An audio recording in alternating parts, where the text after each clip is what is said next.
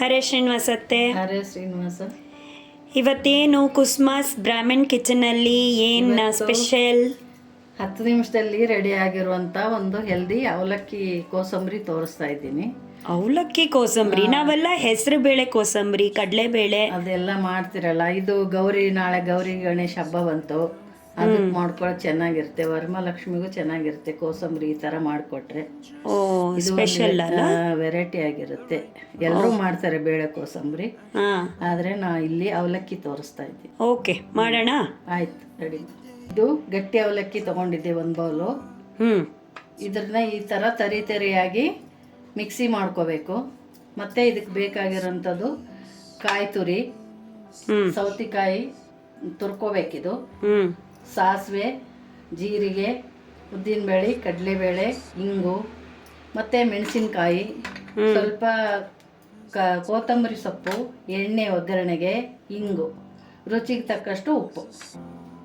Okay, easy ingredients. ಈಸಿನೇ ಮಾಡಿಸೋ. ಇವಾಗ ಒಗ್ಗರಣೆ ಮಾಡಿಕೊಳ್ಳೋಣ ಫಸ್ಟು. ಮಾಮೂಲಿ ಎಣ್ಣೆ. ಒಗ್ಗರಣೆಗೆ ಎಣ್ಣೆ ಇಷ್ಟು ಸಾಕು. ಒಗ್ಗರಣೆ ಆಪ್ಷನ್, ಬೇಕು ಅಂದರೆ ಹಾಕ್ಕೋಬೋದು, ಬೇಡ ಒಗ್ಗರಣೆದು ಹೆಂಗೆ ಕೊಡಬೇಕು ಬೇರೆಯವ್ರಿಗೆ ಅಂದರೆ ಬೇಡ, ಹಂಗೇನೆ ಕಲಿಸ್ಕೊಡ್ಬೋದು. ಓ, ಅದೊಂದು ಆಪ್ಷನ್ ಇದೆ. ಓಕೆ. ಸಾಸಿವೆ, ಸ್ವಲ್ಪ ಜೀರಿಗೆ, ಸ್ವಲ್ಪ ಇಂಗು, ಸ್ವಲ್ಪ ಚಟಪಟ ಅನ್ನಲಿ ಸಾಸಿವೆ ಜೀರಿಗೆ.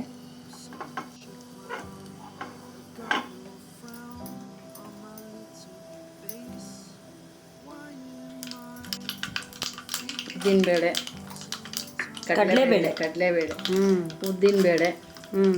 ಓ, ಅದು ಹಾಕೋಬೇಕಾ? ಇದು ಸ್ವಲ್ಪ ಇದಾದ ಚಟಪಟ ಅಂದಮೇಲೆ ಇದು ಸ್ವಲ್ಪ ಮೆಣಸಿನ್ಕಾಯಿ ಖಾರಕ್ಕೆ. ಇನ್ನೂ ಚಿಕ್ಕದಾಗೂ ಹೆಚ್ಕೋಬೋದು, ಇಲ್ಲ ಪೇಸ್ಟನ್ನು ಮಾಡ್ಕೊಂಡು ಹಾಕ್ಬೋದು. ಅದು ಬೆಟರ್ ಅಂತ ಅನ್ಸುತ್ತಲ್ವಾ ಮಕ್ಕಳಿಗೆಲ್ಲ. ಕರಿಬೇವಿನ ಸೊಪ್ಪು ಸ್ವಲ್ಪ. ಇದು ಒಗ್ಗರಣೆ ಆಯಿತು, ಮಾಡ್ಕೊಂಡ್ರೆ ಸ್ಟವ್ವು. ಇವಾಗ ಒಂದು ಮಿಕ್ಸಿಂಗ್ ಬೌಲ್ ತಗೊಂಡು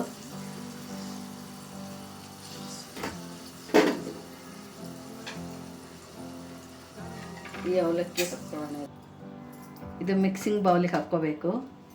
ಅದೇ ಅವಲಕ್ಕಿ ಪಲ್ಸಲ್ಲಿ ನಾವು ಮಾಡ್ಕೊಂಡಿರ್ಬೇಕಲ್ವಾ? ಅದೊಂದು ಸ್ವಲ್ಪ ಹದ ತೋರಿಸಿ ನಮಗೆ ಹೇಗಿರ್ಬೇಕು ಅಂತ. ಒಂಥರ ತರಿ ಆಗಬೇಕು. ಓಕೆ. ಇದಕ್ಕೆ ಸೌತೆಕಾಯಿ ಹಾಕ್ಕೋಬೇಕು. ಅದೇ ಎರಡು ಇಟ್ಕೊಂಡಿದ್ರಲ್ಲ, ಅದನ್ನೇ ತುರ್ಕೊಂಡಿದ್ದೀರಾ? ಇದು ಕಲಿಸ್ಬಿಟ್ಟು ಮುಂಚೆನೆ ಒಂದು 10 ನಿಮಿಷ ಇಟ್ಕೋಬೇಕು. ಓಕೆ. ತೆಂಗಿನಕಾಯಿ, ಸೌತೆಕಾಯಿ ಎರಡು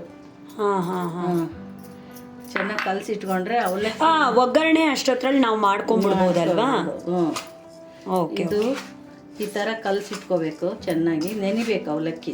ಅದು ಮಾಡ್ಕೊಂಡಿರೋದು ಇದರಲ್ಲಿ.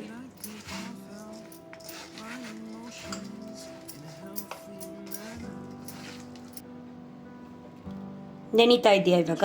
ನೆನಿತಾ ಇದೆ. ರುಚಿಗೆ ತಕ್ಕಷ್ಟು ಉಪ್ಪು. ಓಕೆ.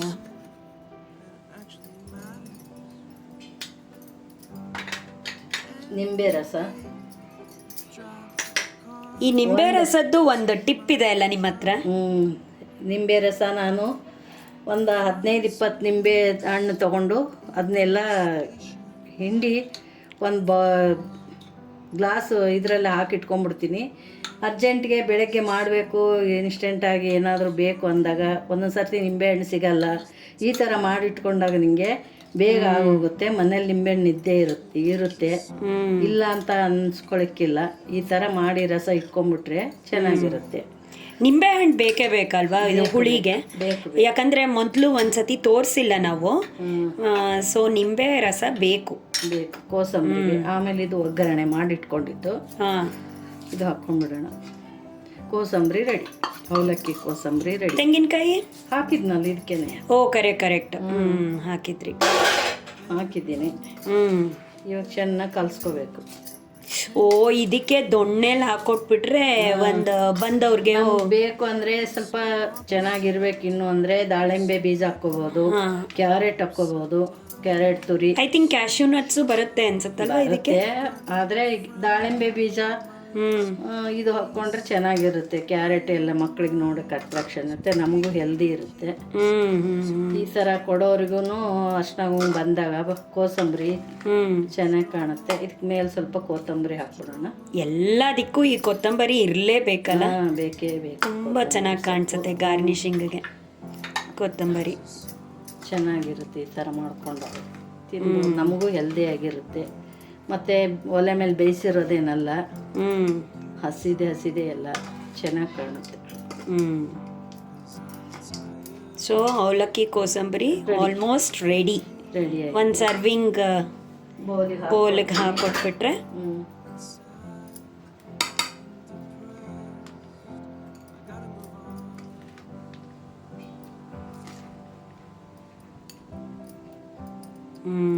ನೋಡೋದಕ್ಕೇನೆ ತುಂಬ ಖುಷಿ ಆಗುತ್ತೆ.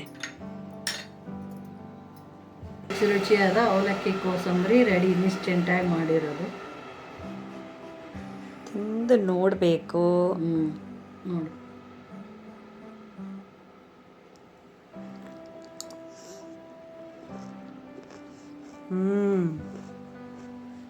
ಆ ಮಧ್ಯ ಮಧ್ಯ ತೆಂಗಿನಕಾಯಿ ಸಿಗ್ತಾ ಇರೋದು, ಹುಳಿಯಾಗಿರೋದು ತುಂಬ ಚೆನ್ನಾಗಿರುತ್ತೆ.